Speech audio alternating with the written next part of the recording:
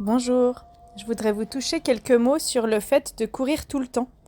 Quand on a un activiste interne qui est très très fort, on a tendance en fait à normaliser, j'ai l'impression, dans beaucoup de personnes que j'observe faire, et moi-même aussi, normaliser le fait de courir tout le temps, comme en fait un accomplissement qu'on culpabilise en fait au moment où on fait une sieste, où on reste à la maison à ne rien faire, à regarder une série, à, à aller se baigner, à bronzer au bord de l'eau.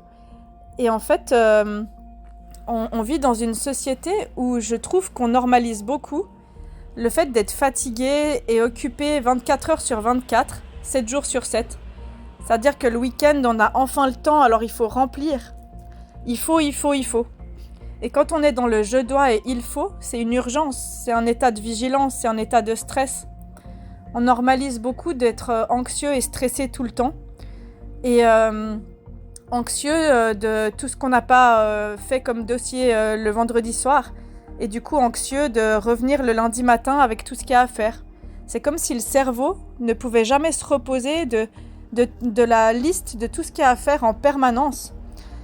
Et que du coup les liens sont moins de qualité. Parce qu'on prend moins le temps en fait de profiter des personnes qu'on aime. Parce qu'on n'a pas le temps, comme notre cerveau il est beaucoup occupé tout le temps. On a moins le temps. Et on dort moins. On dort moins à cause des études, du travail, de toutes ces activités qu'on essaye de caser en plus, parce que la société normalise beaucoup ça comme un signe d'admiration quand on est occupé tout le temps, quand on a des études prestigieuses, un travail prestigieux. Et en fait, l'accomplissement personnel, il est très important, certes.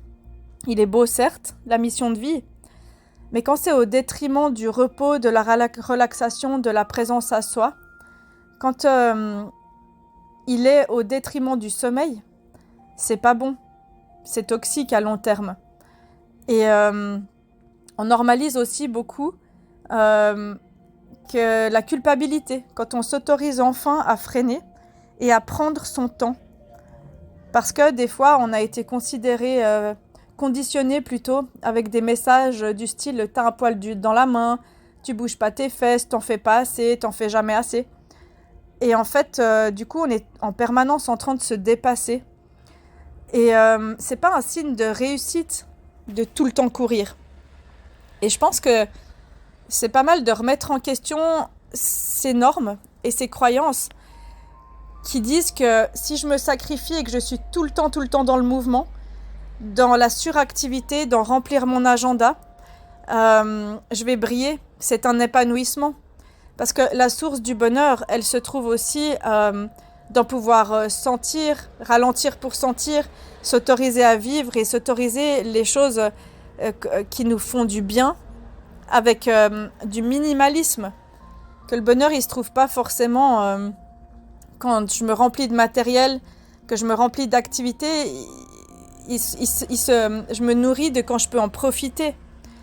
Et du coup, posez-vous la question, qu'est-ce qui compte réellement pour vous? Et est-ce que, pour ce qui compte réellement pour vous dans vos vies, vous vous octroyez le temps tout simplement?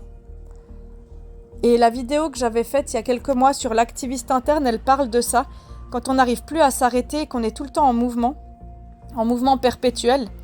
Et je fais aussi partie de ces personnes qui doivent apprendre à freiner régulièrement. Et c'est tout un apprentissage. Mais le corps, en fait, il n'est pas fait pour être surmené tout le temps en stress et au fil des mois et des années poussé jusqu'à ses retranchements.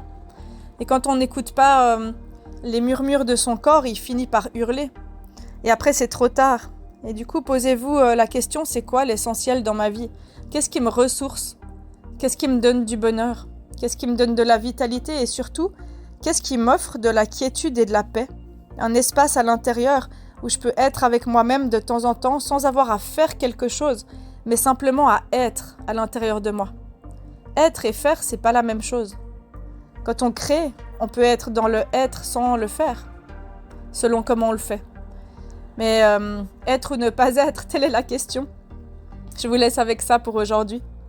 Merci pour votre écoute, à tout bientôt.